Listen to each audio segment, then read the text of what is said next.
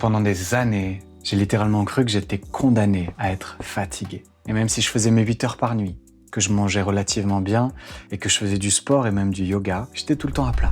Et ce que j'ai fini par comprendre avec le temps, avec les recherches et avec toutes les formations que j'ai pu suivre, c'est que bien plus que ce que je faisais, ce qui comptait, c'était l'état dans lequel j'étais. Et du coup, aujourd'hui, je vais t'expliquer pourquoi, comme ça a été le cas pour moi pendant longtemps, ton corps est peut-être coincé en mode survie.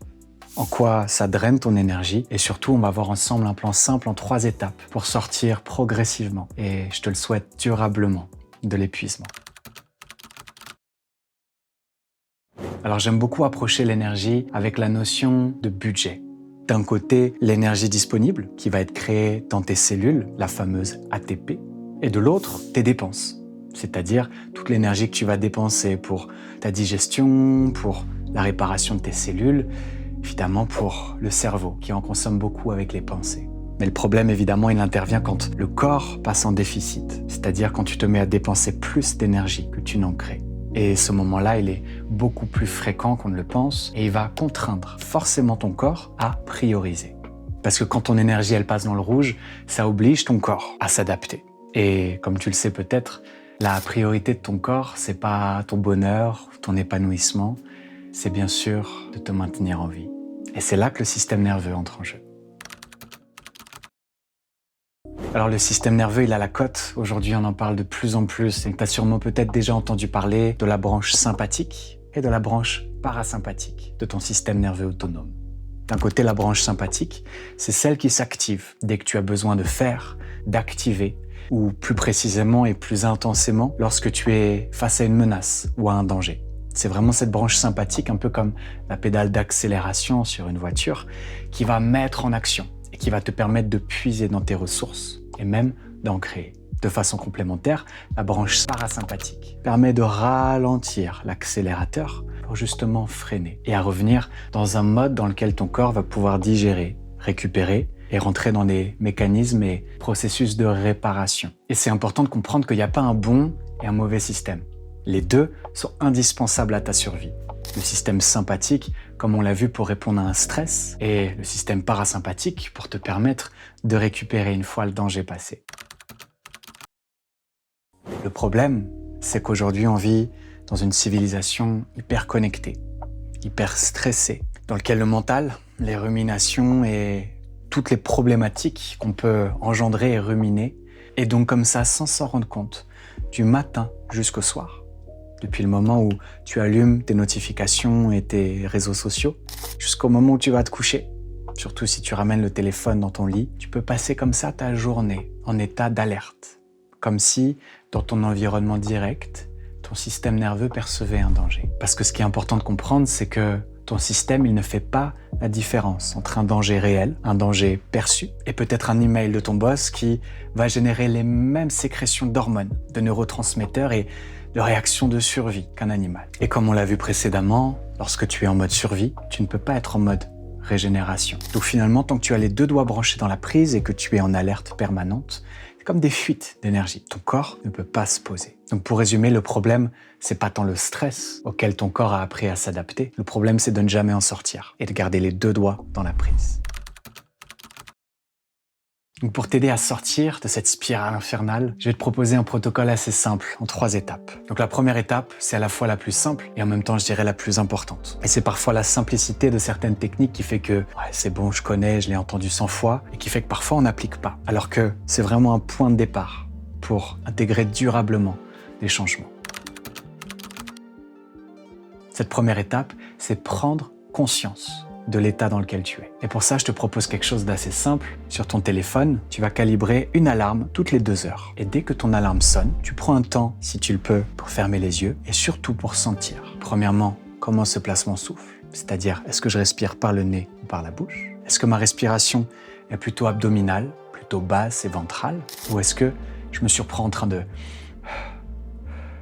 d'hyperventiler dans le haut des poumons? Deuxièmement, au niveau physique, est-ce que je repère des tensions? Est-ce que je repère des crispations? Est-ce que peut-être même que je surprends ma posture complètement rabougrie, comme ça, vers l'intérieur? Et enfin, troisièmement, sur quoi sont placées mes pensées? Est-ce que j'étais dans une loupe? qui était peut-être en train d'alimenter ce feu et en train de continuer d'emmener mon système vers le rouge. Et avec un maximum de bienveillance, surtout si en ce moment tu es fatigué, surtout si en ce moment t'as pas la pêche, je vais t'inviter pendant la minute suivante à revenir à une respiration lente, abdominale, par le nez. Et on va faire ça ensemble une fois. Tu vas commencer par expirer par la bouche comme si tu soufflais dans une paille. Et par le nez. Inspire, sens ton abdomen se gonfler. Et à nouveau par la bouche, expire lentement, profondément. Jusqu'au bout. Et à nouveau, une troisième fois, inspire.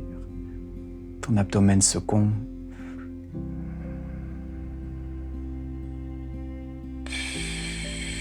Profite-en pour relâcher les yeux, les joues, la langue, les épaules. Et laisse ta respiration redevenir naturelle. Par le nez.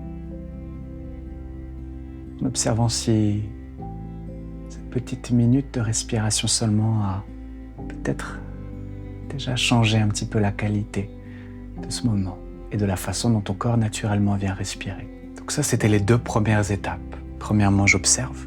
Deuxièmement, j'apaise. En revenant dans le corps, en revenant dans le souffle et en ramenant ce sentiment de sécurité, d'ancrage et de stabilité. Et enfin, pour la 3e étape, ce que je vais te proposer, c'est d'apprendre à sanctuariser tes débuts et tes fins de journée. De créer des espaces dans lesquels on n'a ni téléphone, ni notification, ni écran. Et dans lesquels je vais t'inviter, pour l'instant le plus librement possible, à simplement aller vers ce que tu sais que tu aimes. Est-ce que tu aimes lire? Est-ce que tu aimes dessiner? Est-ce que tu aimes aller prendre une marche au coucher du soleil? Est-ce que tu aimes écouter de la musique allongé sur le dos en faisant quelques postures de yin? Peut-être un yoga nidra? Le but ici, c'est absolument pas de créer d'autres choses à faire, mais plutôt d'aller vers des activités simples qui participent à cet apaisement du système nerveux et qui ne vont pas sembler comme quelque chose de plus à rajouter à ta to-do list, mais plutôt vraiment comme un moment que tu acceptes de t'accorder. Évidemment, si tu veux t'offrir une respiration relaxante, il y en a une belle dizaine sur notre chaîne YouTube. Des choses comme la cohérence cardiaque, la respiration carrée, la respiration alternée, la respiration 4-4-8, évidemment, qui est extrêmement efficace pour t'apaiser. Parce que le but n'est pas de se calmer avec la tête, mais bien de revenir dans notre corps pour le rassurer. Donc au risque de me répéter, j'ai vraiment envie de te proposer d'approcher ces 3 étapes, ces 3 micro-pratiques. Premièrement, je prends des temps de pause pour sentir comment je me sens. Deuxièmement, je prends 1, 2, peut-être 3 minutes ici et là pour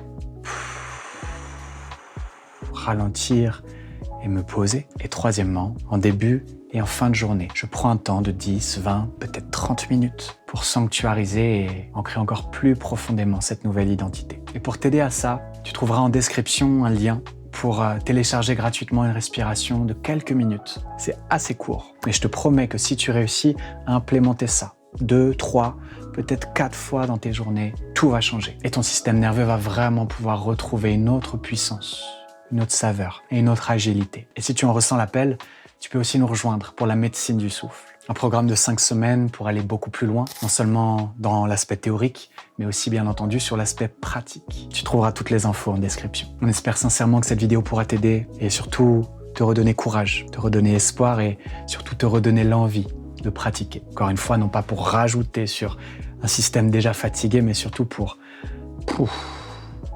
t'autoriser des temps de pause avec beaucoup de bienveillance, surtout si tu es particulièrement fatigué. À bientôt.